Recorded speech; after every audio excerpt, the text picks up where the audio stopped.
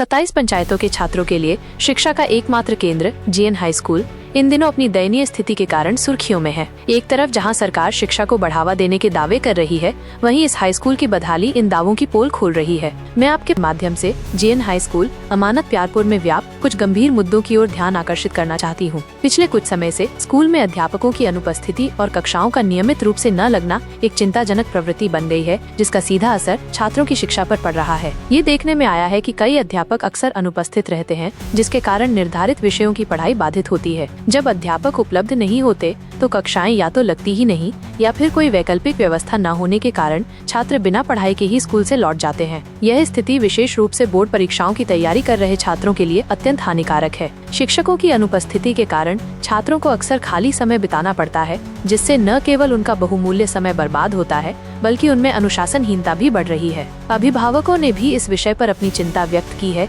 क्योंकि उनके बच्चों का भविष्य अधर में लटका हुआ है। एक शैक्षिक संस्थान के रूप में जेएन हाई स्कूल का कर्तव्य है कि वो छात्रों को गुणवत्तापूर्ण शिक्षा प्रदान करे, लेकिन वर्तमान स्थिति में ये लक्ष्य पूरा होता नहीं दिख रहा है। स्कूल के जिन कमरों में कभी बच्चों की हंसी गूंजा करती थी, आज वहाँ घास फूस और जंगली पौधे उगाए हैं।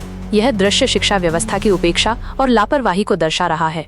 अधिकारी बेखबर, शिक्षा का भविष्य अधर में। विद्यालय के स्थानीय निवासियों और कुछ पूर्व छात्रों ने बताया कि जब से नियमित कक्षाएं बंद हुई हैं, तब से किसी ने भी स्कूल की साफ सफाई और रख रखाव पर ध्यान नहीं दिया है। कमरों के अंदर की बेंच और डेस्क पर धूल की मोटी परतें जम गई हैं और खिड़कियों के शीशे टूट चुके हैं। इन सबसे भी बदतर स्थिति ये है कि कई कक्षाओं के फर्श पर दरारें पड़ गई हैं, जिनमें से घास और खरपतवार निकल रहे हैं। ये स्थिति न केवल शिक्षा के मंदिर का अपमान है, बल्कि ये भी सवाल उठाती है कि क्या प्रशासन और शिक्षा विभाग को इसकी कोई जानकारी है। बच्चों की पढ़ाई पर असर। अभिभावकों ने सरकार से आग्रह किया है कि वे जल्द से जल्द इस मामले पर ध्यान दें और स्कूल की साफ सफाई करवाकर नियमित कक्षाएं शुरू कराएं, ताकि बच्चों का भविष्य अंधकार में न हो। जब इस संबंध में शिक्षा विभाग के अधिकारियों से संपर्क करने की कोशिश की गई, तो कोई भी प्रतिक्रिया देने के लिए तैयार नहीं था। ऐसा लगता है कि ये मामला अभी भी उनकी प्राथमिकता में नहीं है। अब देखना ये है कि क्या ये खबर सामने आने के बाद सरकार या प्रशासन इस ओर ध्यान देगा, या फिर ये स्कूल यूं ही उपेक्षित पड़े रहेंगे।